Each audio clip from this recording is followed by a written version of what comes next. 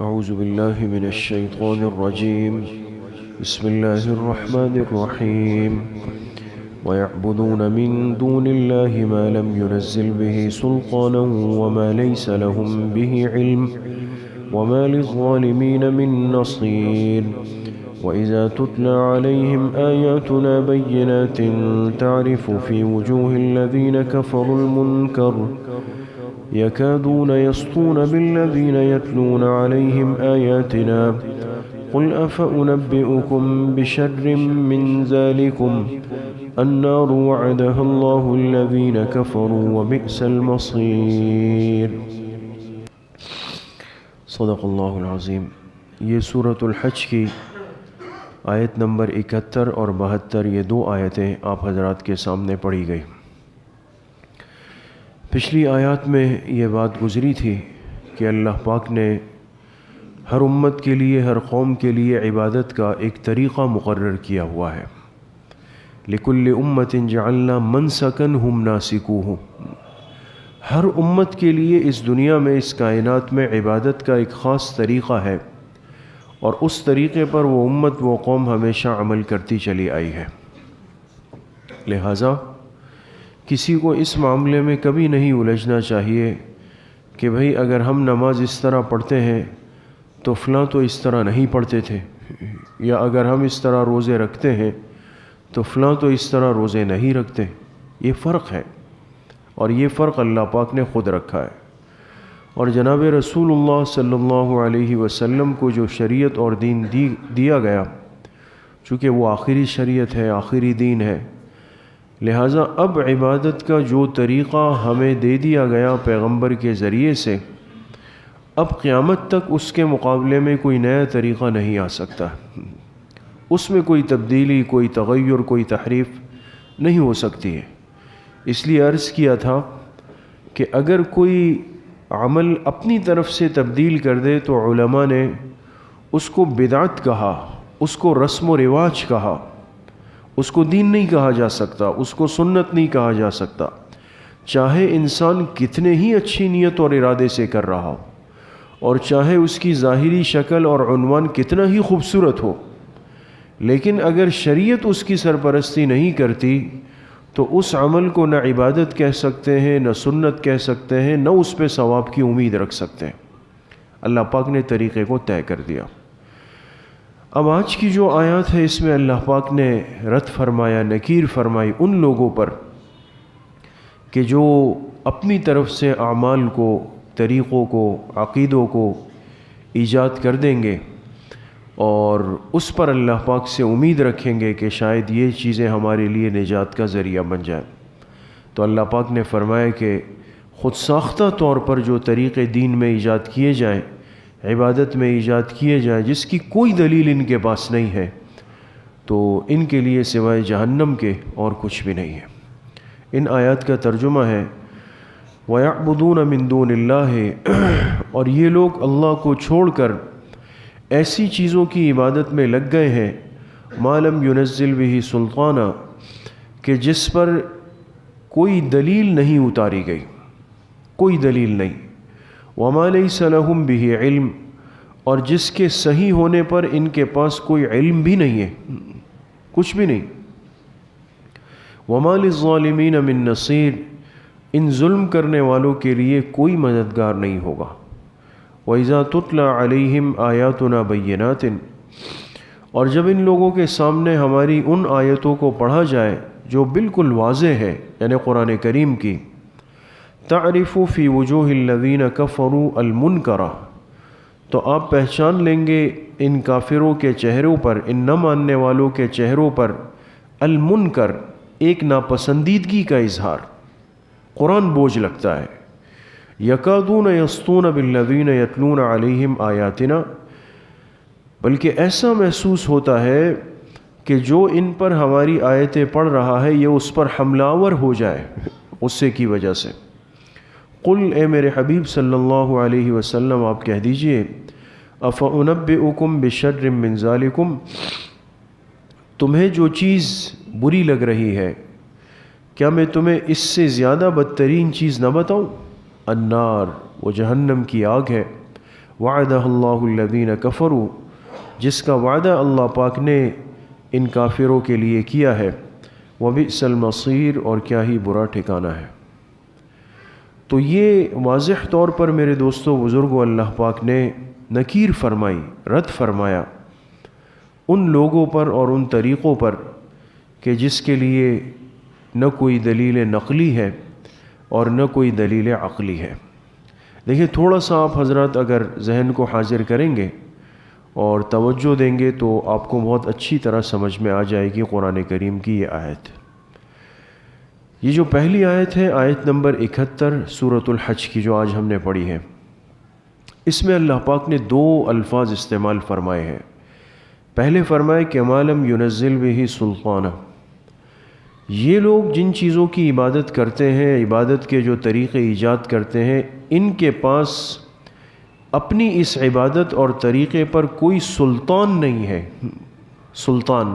سلطان کا ترجمہ ہم نے کیا اور آپ کو بھی یہی ملے گا کہ دلیل، لیکن سلطان کہتے ہیں اس دلیل کو جو دلیل نقلی ہو، اور دوسرا لفظ استعمال کیا کہ وما لیس لہم بہ علم، اور ان کے پاس اپنے ان طور طریقوں کے لیے کوئی علم بھی نہیں ہے۔ اور علم کا ترجمہ یہاں مفسرین اور علماء نے کیا دلیل عقلی سے۔ پہلی کا ترجمہ کس سے کیا؟ دلیل نقلی سے۔ آواز آ رہی؟ دلیل نقلی سے، نون کے ساتھ۔ اور دوسرے کا ترجمہ کیا کس سے؟ دلیل عقلی سے۔ عقل تو آپ جانتے ہیں نا، اللہ پاک نے ہر انسان کو ایک عقل دی ہوئی ہے۔ تو دو چیزیں شریعت کے نظام میں چلتی ہے جس کی بنیاد پر انسان اپنی شریعت پر عمل کرتا ہے مطمئن ہو کر۔ ابھی ہم نے جو نماز پڑھی، یہ کون سی نماز تھی؟ عشاء کی۔ روزانہ ہم عشاء کی نماز میں کتنی رکعتیں فرض پڑھتے ہیں؟ 4 رکعتیں۔ اب اگر کوئی آپ کو پکڑ لے، آپ سے پوچھ لے کہ یار روز آپ لوگ عشاء میں 4 پڑھتے ہو، کبھی 6 پڑھ لو، کسی دن 3 پڑھ لو، تو آپ کیا جواب دیں گے ان کو؟ آپ کہیں گے بھائی جو دین ہم تک جناب رسول اللہ صلی اللہ علیہ وسلم کی برکت سے آیا ہے، صحابہ نے امت تک پہنچایا ہے، اس میں عشاء کی کتنی رکعتیں متعین ہیں؟ 4 ہیں۔ اب دیکھیں آپ نے اس سامنے والے کو جواب دینے کے لیے جس دلیل کا سہارا لیا، وہ دلیل کیا تھی؟ وہ پیغمبر کا طریقہ تھا، وہ حدیث تھی۔ آپ نے کہا کہ بھئی چونکہ حدیث میں عشاء کے لیے 4 ہی رکعتیں متعین ہیں، 5 نہیں، 6 نہیں، 3 نہیں، 10 نہیں۔ تو دیکھیں انسان جب دلیل میں قرآن کو لے، حدیث کو لے، صحابہ کو لے، اس کو کہا جائے گا دلیل نقلی۔ اس کو کیا کہیں گے؟ دلیل نقلی۔ یعنی ایک چیز نقل منقول ہو کے آ رہی ہے، منقول ہو کے آ رہی ہے، اس میں ہم اب اپنے عقل کے، اپنی لاجک کے، اپنی سمجھ کے، اپنی فکر کے، اپنی آراء کے گھوڑے نہیں دوڑا سکتے۔ عشاء کی 4 رکعتیں کیوں ہیں؟ اس لیے ہے کہ پیغمبر نے کی ہے اور ہمیں بتایا ہے، بس بات ہی ختم۔ اس کو کہتے ہیں دلیل نقلی۔ ایک چیز وہ ہوتی ہے جو کہلاتی ہے دلیل عقلی۔ عقل کا مطلب اللہ نے ہر سمجھدار انسان کو ذہن دیا ہے، عقل دی ہے، سمجھ دی ہے، فہم دی ہے۔ اور یاد رکھیں کہ ہمارا یہ مبارک دین انسان کی سمجھ کی اور عقل کی نفی نہیں کرتا۔ آج کل بہت سارے لوگ جو معترض ہوتے ہیں، ناراض ہوتے ہیں، وہ کہتے ہیں بھئی یہ کیا لکیر کے فقیر بننے والی بات ہے؟ یہ تو آپ نے اپنے آپ کو کنویں کا مینڈک بنایا ہوا ہے، لکیر کا فقیر بنایا ہوا ہے۔ جو بات آپ سے پوچھیں آپ کہتے ہیں قرآن اور حدیث میں، جو بات آپ سے پوچھیں آپ کہتے ہیں صحابہ نے ایسا کیا، جو بات آپ سے پوچھتے ہیں آپ کہتے ہیں امام ابو حنیفہ یہ کہہ رہے ہیں۔ بھائی اپنی عقل بھی تو تھوڑی لڑاؤ۔ ایسے بہت سارے لوگ ہوتے ہیں، وہ کہتے ہیں بھائی اپنی عقل بھی استعمال کریں، اپنی عقل سے فیصلہ کریں۔ تو ایک بات یاد رکھیں، اس پہ پہلے ہم ایک دفعہ تفصیل سے بات کر بھی چکے ہیں کہ دین اسلام کسی بھی سلیم الفطرت انسان کے عقل کی نفی نہیں کرتا، اس کی حوصلہ شکنی نہیں کرتا، لیکن یاد رکھے کہ ہر چیز کی حدود ایک لمٹ طے ہے، ایک لمٹ طے ہے، اور یہ حدود ہمیں ہماری زندگی کے مراحل خود دن بھر بتاتے ہیں۔ جیسے آسان سی بات ہے، آپ حضرات کا رخ اس طرف ہے، میرا آپ حضرات کی طرف ہے، لیکن آپ کی آنکھوں سے جو دیکھنے کا عمل ہے یہ کہاں تک جا رہا ہے؟ اس محراب کی دیوار تک، ایسا ہی ہے نا؟ اب اس محراب کے پیچھے اگر ہمارا کوئی طالب علم کھڑا ہے، وہ آپ کو نظر آ رہا ہے؟ نہیں آ رہا۔ کیوں نظر نہیں آ رہا؟ ایک 4 انچ کی اینٹ لگی ہوئی ہے، وہ حائل ہو گئی۔ تو اتنی بات تو طے ہو گئی نا کہ ہماری بینائی کی لمٹ اس دیوار تک ہے، اس کے پیچھے نہیں جا سکتی، اس کے پیچھے کام نہیں کر رہی۔ اللہ نے سمجھا دیا کہ اے انسان، تیرے جسم کے ہر عضو میں کمال ضرور رکھا ہے، الگ الگ کمال، لیکن وہ کمال ایک حد تک کام کرے گا، اس کے بعد وہ کام نہیں کرے گا۔ لہٰذا آنکھوں کی بینائی ایک حد تک ہے، کانوں کی سنوائی ایک حد تک ہے، ناک کا سونگھنا ایک حد تک ہے، زبان کا چکھنا ایک حد تک ہے، پیروں کا چلنا ایک حد تک ہے، اس کے بعد وہ کام نہیں کریں گے۔ یہ تو دن بھر کا مشاہدہ ہمیں بتا رہا ہے۔ یہی معاملہ یاد رکھیں انسان کی عقل کا ہے۔ عقل اللہ کے خزانوں میں انسان کو دی گئی بہت بڑی نعمت ہے، کوئی نعمت اس کا مقابلہ نہیں کر سکتی۔ اسی نے ہمیں جانوروں سے، حیوانات سے ممتاز کر دیا ہے، بلند کر دیا ہے۔ لیکن اب مسئلہ یہ ہے کہ اب 2 سوچ اور 2 نظریات ایک زمانے سے ٹکراتے ہوئے آ رہے ہیں۔ ایک نظریہ اور سوچ یہ کہتی ہے کہ بھئی دنیا میں جو کام آپ نے کرنا ہو، چاہے دین کا ہو یا دنیا کا ہو، وہ کہتے ہیں پہلے اپنی عقل سے پوچھ لو، اگر عقل کہے کہ ہاں سمجھ میں آ گئی تو قبول کر لو، اور عقل کہے کہ نہیں جی سمجھ میں نہیں آ رہی تو وہ کہتے ہیں قبول نہیں کرو۔ سمجھ گئے آپ؟ اگر اس نظریے کو انسان لے تو اس کو بہت ساری ایمانیات کا انکار کرنا پڑے گا، اس لیے کہ ہم قبرستان میں اپنی میت کو دفنا کے آتے ہیں، چھوٹی سی ایک قبر میں، چھوٹی سی ایک قبر جس میں اس میت کا جسم بمشکل ہم رکھ کے اوپر سے اینٹیں لگا دیتے ہیں، سب کچھ کر لیتے ہیں۔ اب آ گئے اور اب جب مسجد آئے تو آپ کے امام صاحب نے بیان کیا کہ دیکھو جس میت کو دفنا کے آئے، آپ کے آنے کے بعد اس میت میں 2 فرشتے آئے، اس میت کو بٹھایا، اس سے سوالات ہوئے اور اس نے جواب دیے، جواب اتنے اچھے تھے کہ اس کی قبر تا حد نگاہ کھول دی گئی، جنت کی کھڑکی کھول دی گئی، جنت کے قالین بچھا دیے گئے، جنت سے حور و غلمان اس کو مانوس کرنے کے لیے آ گئے، اور وہ تو بہت ایک زندگی میں چلا گیا۔ عقل میں آ رہی ہے بات دوستو؟ عقل میں نہیں آ رہی۔ عقل کہہ رہی ہے آنکھوں سے دیکھ کے آیا ہوں کہ اتنے فٹ کی قبر تھی، یہ کیسے کھل گئی؟ اس کے برابر میں قبر تھی، اس کے برابر میں قبر تھی، تو کشادہ ہوئی تو برابر والا کہاں چلا گیا؟ عقل نہیں مان رہی قبر کی زندگی کو، لیکن پیغمبر علیہ السلام فرما رہے کہ ہے، تو ہم عقل کی مانیں گے یا پیغمبر کی مانیں گے؟ پیغمبر کی مانیں گے۔ اب وہ نظریہ اگر انسان لیتا ہے تو آپ کو بہت سارے ایمانیات کا انکار کرنا پڑے گا۔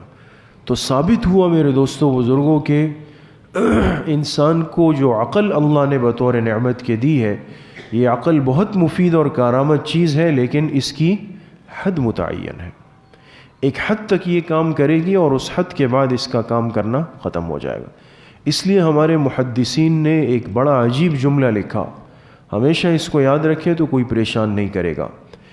فرماتے ہیں کہ جہاں انسان کی عقل کی رسائی ختم ہوتی ہے وہاں سے وحی کی ابتدا ہوتی ہے۔ عقل جہاں آخری لمٹ پہ چلی جائے بس اس کے بعد عقل کام نہیں کر رہی، وہاں سے اللہ پاک کی وحی کا آغاز ہوتا ہے۔ تو انسان اپنی عقل سے وحی کو کیسے پرکھ سکتا ہے؟ اپنی عقل سے وحی کو کیسے سمجھ سکتا ہے؟ وحی کے فیصلوں کو اپنی عقل کی بنیاد پر کیسے رد کر سکتا ہے؟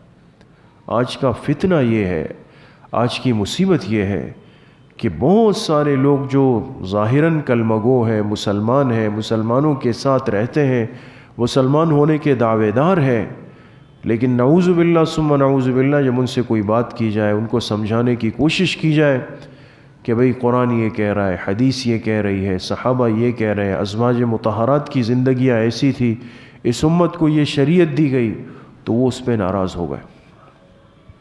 وہ اس پہ ناراض ہوتے ہیں، وہ کہتے ہیں تم لوگ ہر چیز میں دین کو لے آتے ہو، تم لوگ ہر چیز میں شریعت کو لے آتے ہو۔ انسان کی اپنی بھی ایک رائے ہونی چاہیے، اپنی بھی ایک سوچ ہونی چاہیے۔ یعنی وہ انسان یہ بات کر رہا ہے کہ جو دن بھر اپنے ناقص اور عاجز ہونے کو مشاہدہ کئی بار کرتا ہے، لیکن اس کے باوجود وہ شریعت کے فیصلوں پہ ناراض ہے۔ اس لیے اس آیت میں اللہ پاک نے فرمایا کہ شرک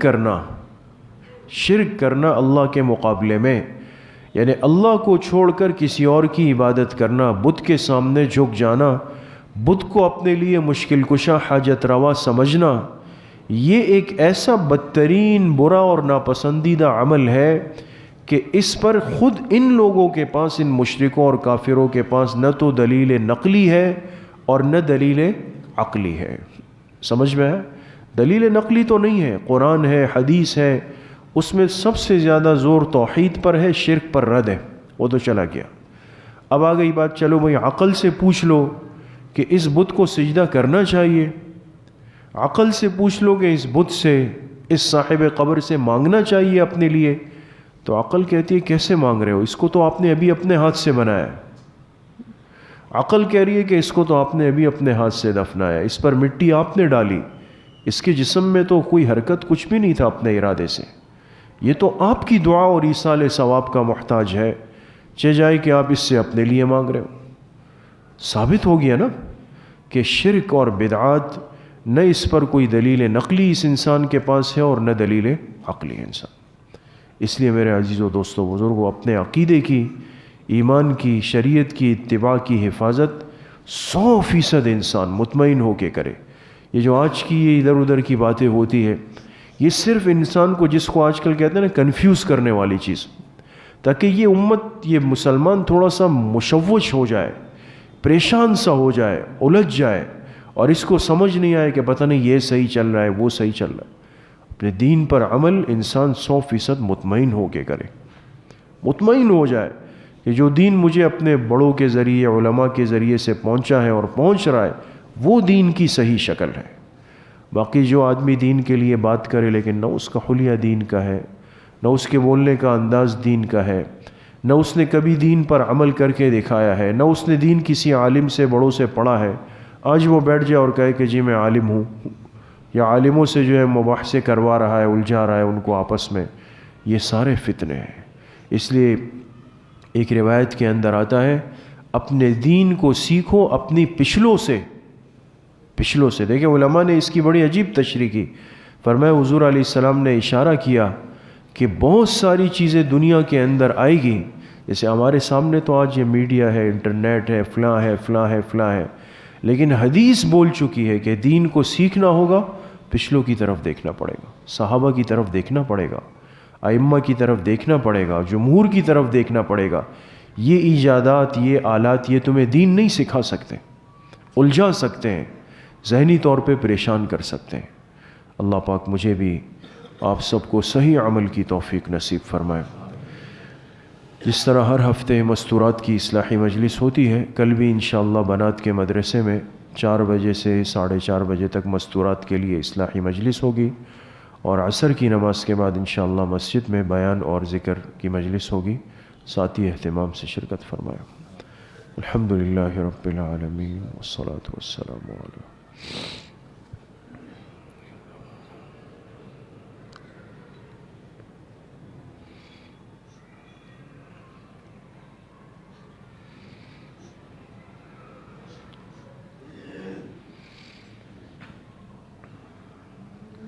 وصلی اللہ وسلم علی نبینا محمد وآلہ واصحابہ اجمعین برحمتہ۔